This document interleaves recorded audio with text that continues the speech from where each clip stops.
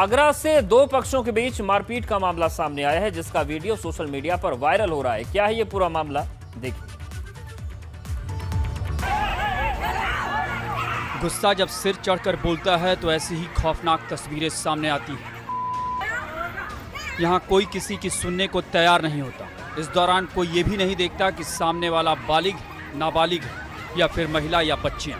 बस जिसके हाथ जो लग जाए उसे लेकर टूट पड़ता है।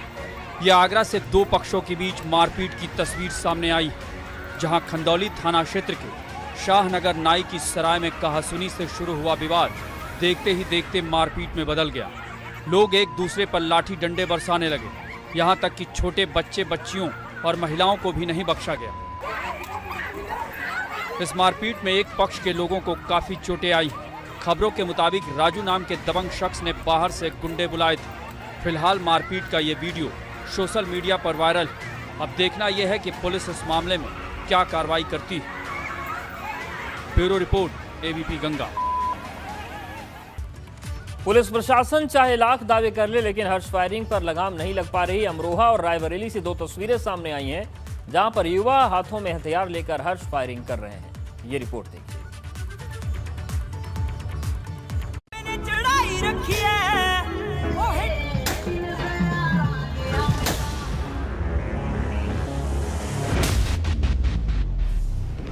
समझ लीजिए ये एक नशा है। ये नशा युवाओं के सिर चढ़कर बोल रहा है। कहीं रिवॉल्वर से तो कहीं तमंचे से ठाए ठाए।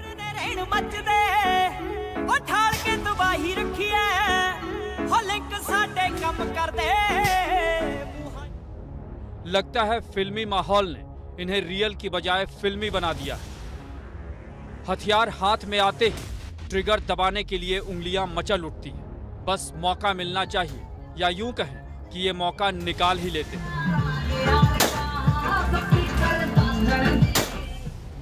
हर्ष फायरिंग की ये दो अलग अलग जगहों की तस्वीरें हैं। पहली तस्वीर रायबरेली की, जहां मेरुई गांव में जन्मदिन की एक पार्टी में गार्ड की नौकरी करने वाले धर्मेंद्र नाम के शख्स ने हर्ष फायरिंग करते हुए अपने लाइसेंसी रिवॉल्वर से एक के बाद एक 6 फायर। वीडियो वायरल होने के बाद फायरिंग करने वाले शख्स की गिरफ्तारी हो गई। वहां बर्थडे पार्टी के दौरान हर्ष फायरिंग की गई थी, जिस पर स्थानीय पुलिस के द्वारा तत्काल संज्ञान लेते हुए वहां जांच की गई। स्थानीय थाने पर मुकदमा पंजीकृत कर अग्रिम विधिक कार्रवाई की जाए। फायरिंग की दूसरी तस्वीर अमरोहा की, जहां धनौरा क्षेत्र में एक युवक तमंचे से फायरिंग कर रहा है तो दूसरा उसके साथ खड़ा। एक दूसरे वीडियो में 3 युवक बाइक पर तमंचा लिए घूम रहे हैं। इन्होंने ये वीडियो फेसबुक पर भी अपलोड किया है। फिलहाल पुलिस ने 3 में से 2 युवकों को गिरफ्तार कर लिया। वीडियो का संज्ञान लेते हुए 2 युवकों की गिरफ्तारी करते हुए 2 तमंचे तथा 2 कारतूस की बरामदगी की गई है। अभियुक्तों के विरुद्ध अभियोग पंजीकृत करके विधिक कार्रवाई की जा रही है। बहरहाल पुलिस हर्ष फायरिंग पर लगाम लगाने के लिए दावे तो बहुत करती है, लेकिन जमीनी हकीकत तो यही है कि ये थमने के बजाय बढ़ता ही जा रहा है। Bureau report, ABP Ganga.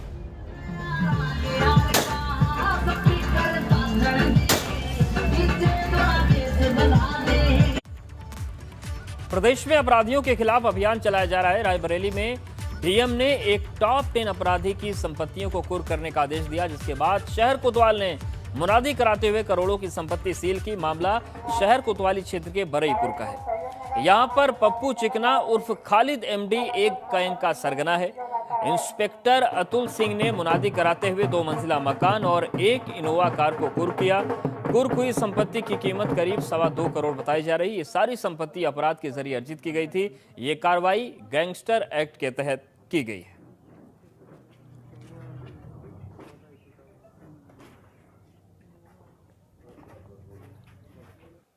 Raebareli के थाना कोतवाली में पंजीकृत आपराधिक माफिया पप्पू चिकना और खालिद, जो कि एक MD07 गैंग का सदस्य है, उसके द्वारा अर्जित की गई संपत्ति अपराध के माध्यम से अर्जित की गई पाई गई थी, जिसके क्रम में गैंगस्टर एक्ट के तहत उसकी संपत्ति की कुर्की कराई गई है। ये संपत्ति लगभग 2.25 करोड़ की है, जिसमें एक 2 मंजिला मकान और एक इनोवा गाड़ी शामिल है।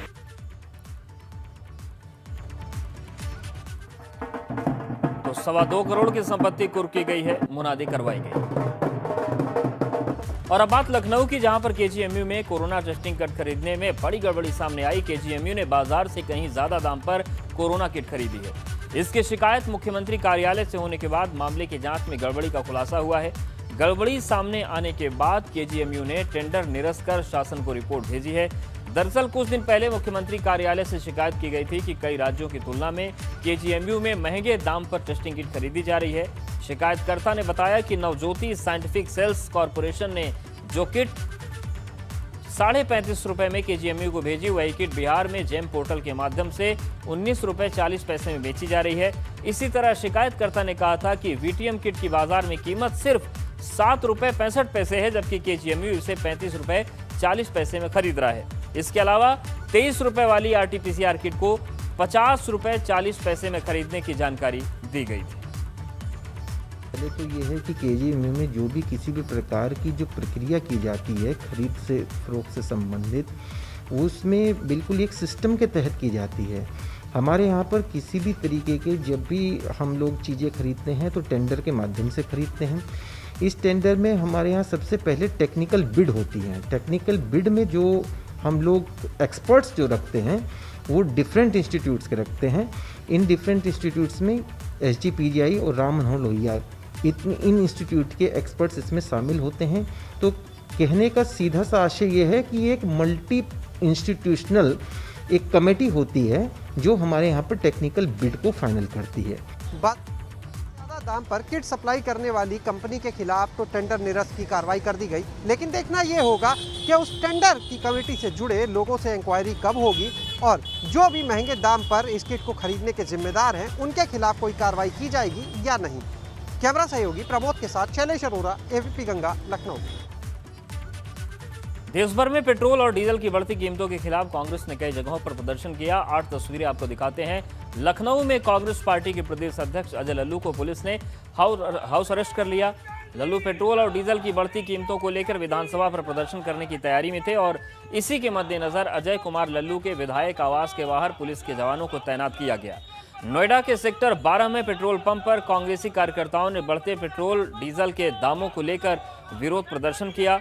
मथुरा में भी ऐसा ही प्रदर्शन हुआ, जहां पेट्रोल और रसोई गैस की कीमतों में लगातार वृद्धि को लेकर कांग्रेसियों ने कलेक्ट्रेट पर प्रदर्शन किया। कांग्रेस का कहना है कि देश कोरोना महामारी से जूझ रहा है और सरकार लगातार महंगाई की मार जनता पर डाल रही है।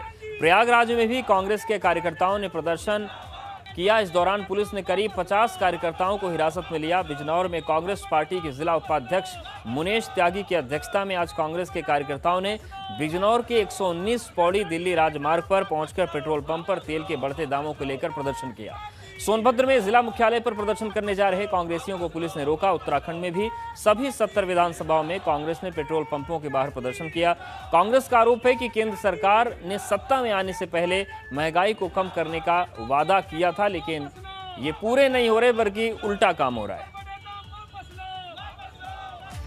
गोड्डा में भी कांग्रेस पार्टी ने पेट्रोल, डीजल और रसोई गैस की बढ़ी कीमत के खिलाफ जोरदार विरोध प्रदर्शन किया, जिसके तहत कांग्रेस कार्यकर्ताओं ने जिला कांग्रेस ऑफिस से जुलूस निकाला। हालांकि पुलिस ने इस जुलूस को 100 मीटर की दूरी पर ही रोक लिया और कांग्रेस कार्यकर्ताओं को महाराजगंज पुलिस चौकी में बैठा दिया गया, जहां पर कांग्रेस कार्यकर्ताओं की नारेबाजी जारी रही। वहीं पुलिस ने इस दौरान कांग्रेस जिला अध्यक्ष वीरेंद्र पटेल समेत कई कार्यकर्ताओं को हिरासत में लिया।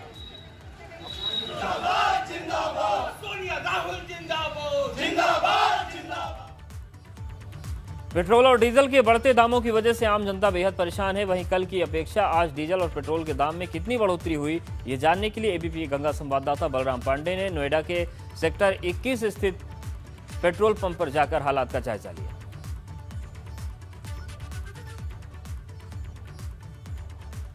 पेट्रोल और डीजल के बढ़ते दामों से आम जनता बेहद परेशान है।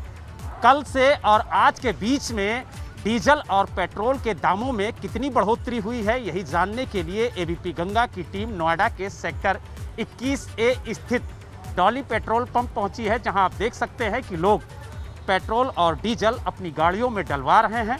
अगर हम कल 10 जून की बात करें तो कल पेट्रोल का रेट था 92 रुपये 91 पैसे, वहीं डीजल का रेट था 86 रुपये 95 पैसे और आज यानी 11 जून को जो रेट है पेट्रोल का वो 93 रुपये 20 पैसे है और डीजल का जो रेट है वो 87 रुपये 23 पैसे है।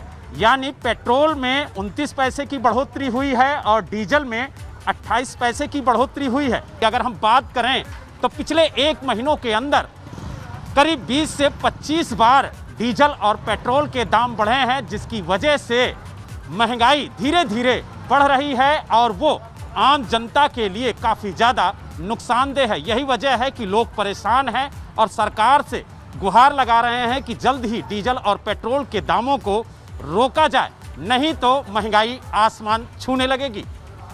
नोएडा से वीडियो जर्नलिस्ट राजकुमार के साथ बलराम पांडे, एबीपी गंगा। भाजपा प्रदेश अध्यक्ष स्वतंत्र देव सिंह ने सीतापुर जिले का दौरा किया और यहां पर कोरोना काल में अपनी जान गंवाने वाले भाजपा के कार्यकर्ताओं, नेताओं और समाज सेवियों के घर जाकर उनके परिवार के लोगों को सांत्वना दी। एक दिन के सीतापुर दौरे पर स्वतंत्र देव सिंह ने पूर्व ब्लॉक प्रमुख स्वर्गीय रामकरण के घर वालों से मुलाकात की।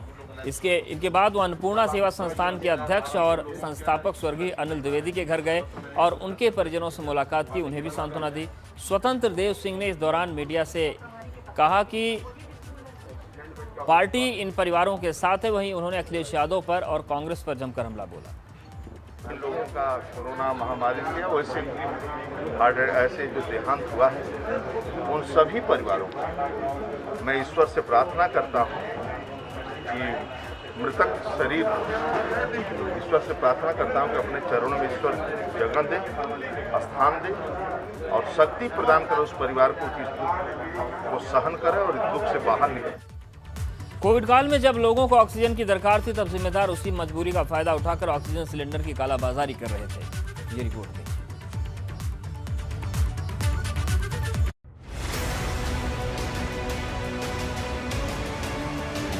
अब इसे सांसों का घोटाला या फिर सांसों से खिलवाड़ ना कहा जाए तो फिर क्या कहा जाए, जब कोरोना से जूझ रहे लोगों को सबसे ज्यादा जरूरत ऑक्सीजन की थी तब ये लोग इंसानियत को शर्मसार कर रहे थे, मजबूरियों का फायदा उठा रहे थे।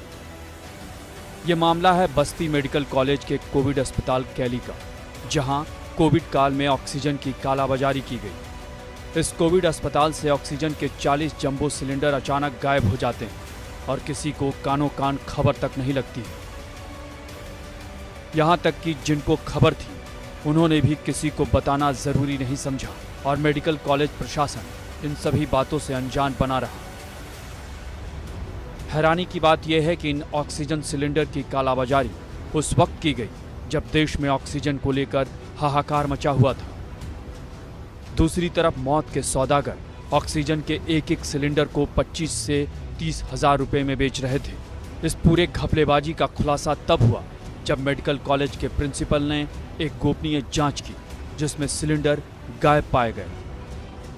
इसके बाद कुछ जगहों पर की गई छापेमारी में कुछ निजी अस्पतालों में जंबो सिलेंडर पाए गए, जिसे लेकर कार्रवाई भी हुई। लेकिन सवाल अभी तक वही कि आखिर ये किया किसने। इस बीच कालाबाजारी पर भाजपा नेताओं ने भी सवाल उठाए।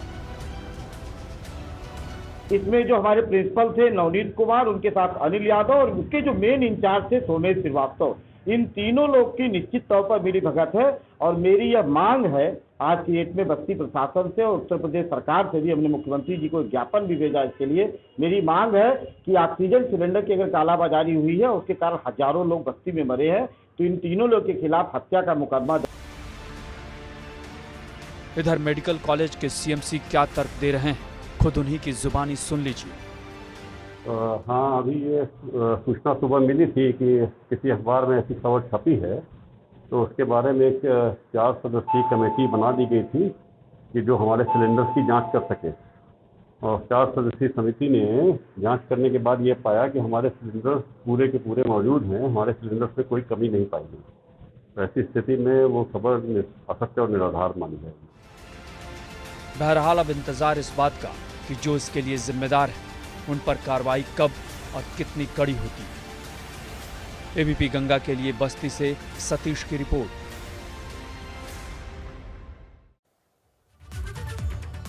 और चलिए इस वक्त एक बड़ी खबर का रुख करते हैं। उत्तर प्रदेश से एक बड़ी खबर है, सियासी गलियारों से बड़ी खबर आ रही है। थोड़ी देर में राष्ट्रपति से मिलेंगे मुख्यमंत्री योगी आदित्यनाथ। राष्ट्रपति भवन के लिए रवाना हो गए हैं। तो 5:30 बजे का वक्त है और थोड़ी देर में मुख्यमंत्री मिलेंगे। यूपी सदन से उनका काफिला निकल गया है राष्ट्रपति भवन के लिए। राष्ट्रपति रामनाथ कोविंद से उनकी मुलाकात होगी और इसी मुलाकात के बाद फिर मुख्यमंत्री लखनऊ के लिए वापस रवाना हो जाएंगे। तो इस वक्त का अपडेट यह है कि मुख्यमंत्री यूपी सदन से राष्ट्रपति भवन के लिए रवाना हो चुके हैं और ये तस्वीरें हम आपको दिखाते हैं। देखिए, ये तस्वीर आपके सामने है। तो यूपी भवन से निकल चुके हैं मुख्यमंत्री योगी आदित्यनाथ राष्ट्रपति भवन के लिए। राष्ट्रपति रामनाथ कोविंद से थोड़ी देर में उनकी मुलाकात होनी है। राष्ट्रपति भवन के लिए मुख्यमंत्री योगी आदित्यनाथ का काफिला रवाना हो गया है और मुख्यमंत्री राष्ट्रपति से मुलाकात करेंगे और राष्ट्रपति से मुलाकात के बाद फिर वो लखनऊ के लिए रवाना हो जाएंगे। राष्ट्रपति भवन से वो सीधे हिंडन एयरबेस जाएंगे और हिंडन एयरबेस से वो पहुंच जाएंगे लखनऊ के लिए रवाना होंगे। तो इस वक्त मुख्यमंत्री योगी आदित्यनाथ निकल चुके हैं राष्ट्रपति भवन के लिए। आपको बता दें कि आज सुबह प्रधानमंत्री नरेंद्र मोदी से मुलाकात हुई 11 बजे, लगभग 80 मिनट की बात कर लो जैसा हो, असाइनमेंट से बात कर लो। मुलाकात करने के लिए और जेपी नड्डा से मुलाकात के बाद 2 घंटे तक जेपी नड्डा से मुलाकात हुई। फिर उसके बाद वो यूपी भवन चले गए थे और अब अपडेट ये है कि यूपी भवन से वो राष्ट्रपति भवन के लिए रवाना हो गए हैं। राष्ट्रपति रामनाथ कोविंद से उनकी मुलाकात होगी और इस मुलाकात के बाद वो लखनऊ रवाना हो जाएंगे।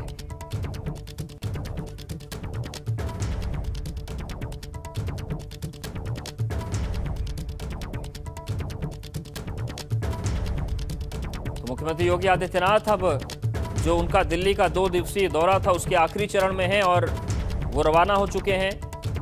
राष्ट्रपति से मिलने के लिए उनका काफिला यूपी भवन से निकल चुका है। राष्ट्रपति से मुलाकात के बाद मुख्यमंत्री का ये दौरा खत्म हो जाएगा दिल्ली का। उसके बाद वो हिंडन एयरबेस जाएंगे और वहां से जो स्टेट प्लेन है उससे वो लखनऊ के लिए रवाना हो जाएंगे। तो मुख्यमंत्री निकल चुके हैं राष्ट्रपति भवन के लिए। थोड़ी देर में राष्ट्रपति भवन पहुंच जाएंगे और वहां पर उनकी राष्ट्रपति से मुलाकात होगी। जेपी नड्डा से आज मुलाकात हुई थी, जो बीजेपी के राष्ट्रीय अध्यक्ष हैं।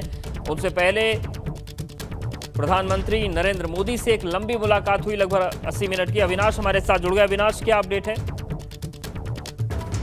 इस वक्त मुख्यमंत्री उत्तर प्रदेश सदन से निकल गए हैं और राष्ट्रपति भवन की ओर जा रहे हैं। वो राष्ट्रपति भवन जाकर वहाँ राष्ट्रपति रामनाथ कोविंद से मुलाकात करेंगे और इसके बाद सीधे हिंडन एयरपोर्ट के लिए रवाना हो जाएंगे। 15 मिनट की शिष्टाचार मुलाकात रहेगी। 5:30 बजे का वक्त तय है। 5:45 बजे के करीब वो राष्ट्रपति भवन से निकलेंगे और सीधा उसके बाद हिंडन एयरपोर्ट के लिए जाएंगे, जहाँ पे 6:30 बजे वो एयरक्राफ्ट के जरिए लखनऊ के लिए रवाना होंगे। बिल्कुल, लगभग कितनी देर में मुख्यमंत्री पहुंच जाएंगे राष्ट्रपति भवन और क्या 15 मिनट की मुलाकात है ये? तो अगर बात करें तो शिष्टाचार मुलाकात बताई जा रही है और अगर 5 मिनट में मुख्यमंत्री राष्ट्रपति भवन पहुंच जाएंगे।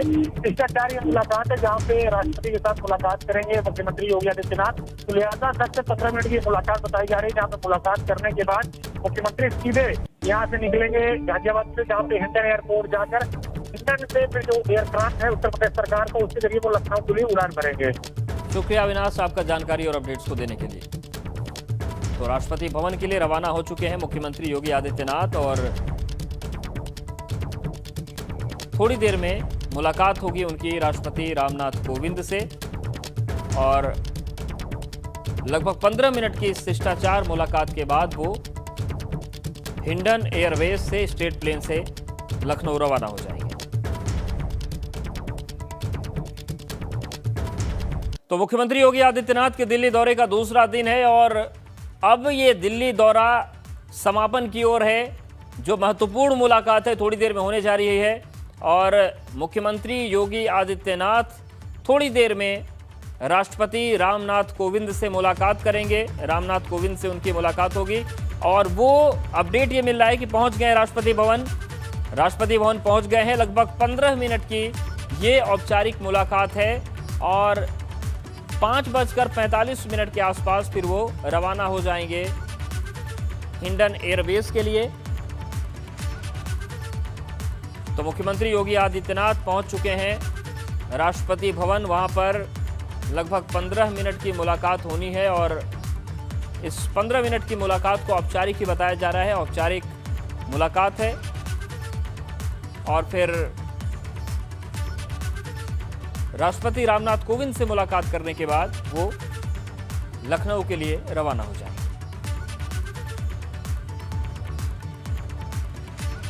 तो मुख्यमंत्री योगी आदित्यनाथ थोड़ी देर पहले यूपी सदन से निकले और वो राष्ट्रपति भवन पहुंच गए।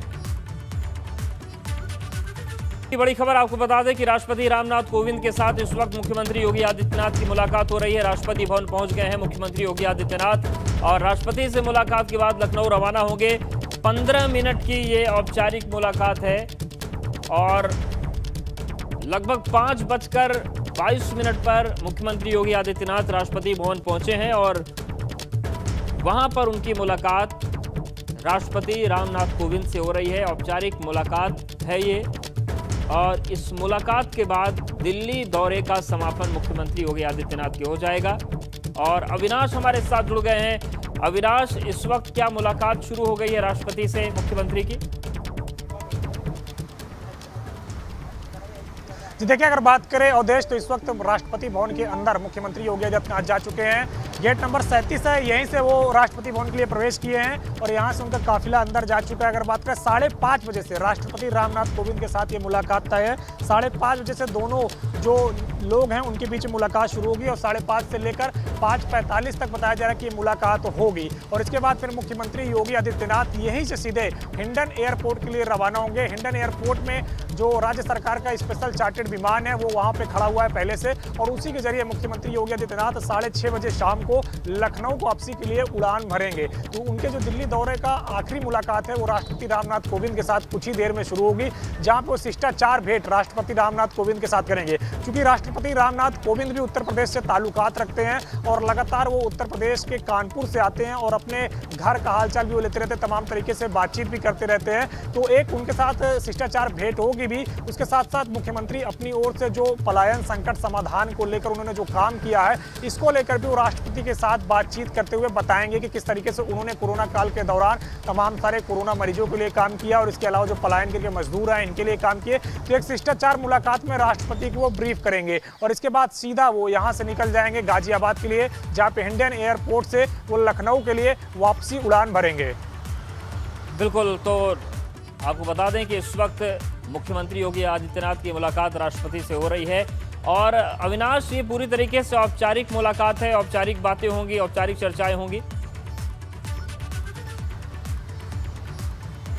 जी बिल्कुल, अगर बात करें तो ये पूरी तरीके से औपचारिक मुलाकात है और शिष्टाचार भरी मुलाकात है। चूंकि राष्ट्रपति देश का सर्वोच्च पद होता है और रामनाथ कोविंद जी उस पर आसीन हैं और वो उत्तर प्रदेश से ही बिलोंग करते हैं और लगातार तमाम सारे मुद्दों को लेकर वो बातचीत भी करते रहते हैं। लिहाजा एक शिष्टाचार मुलाकात है मुख्यमंत्री योगी आदित्यनाथ की। वो जब भी दिल्ली आते हैं, जब भी उनको वक्त मिलता है, वो राष्ट्रपति के साथ मुलाकात करते हैं। उत्तर प्रदेश में जो विकास कार्य वो कर रहे होते हैं इसको लेकर राष्ट्रपति को एक अपडेट देते हैं कि इस तरीके का विकास कार्य उत्तर प्रदेश सरकार कर रही है। लिहाजा पिछले कई महीनों से वो दिल्ली नहीं आए हुए थे, उनका दिल्ली दौरा लगा 2 दिनों का, तो उन्होंने राष्ट्रपति के साथ आज शिष्टाचार भेंट करने के लिए समय मांगा, जिसके बाद राष्ट्रपति ने उनको समय दिया और वो इस वक्त राष्ट्रपति भवन पहुंचे हैं, जहां पे मुलाकात कर रहे हैं। मुलाकात के दौरान अपनी तमाम सारे कामों को भी बताएंगे जो उन्होंने कोरोना काल के दौरान किया, कि किस तरीके से उन्होंने पलायन करके जो मजदूर उत्तर प्रदेश में आए उनके लिए कार्य किया, जो लोग कोरोना से ग्रसित हुए थे उनके इलाज के लिए किस तरीके काम किया। तो ये अनौपचारिक बातचीत में राष्ट्रपति को बताएंगे मुख्यमंत्री योगी आदित्यनाथ और इसके बाद फिर एक शिष्टाचार भेंट करते हुए वो यहाँ से वापस लखनऊ के लिए रवाना होंगे,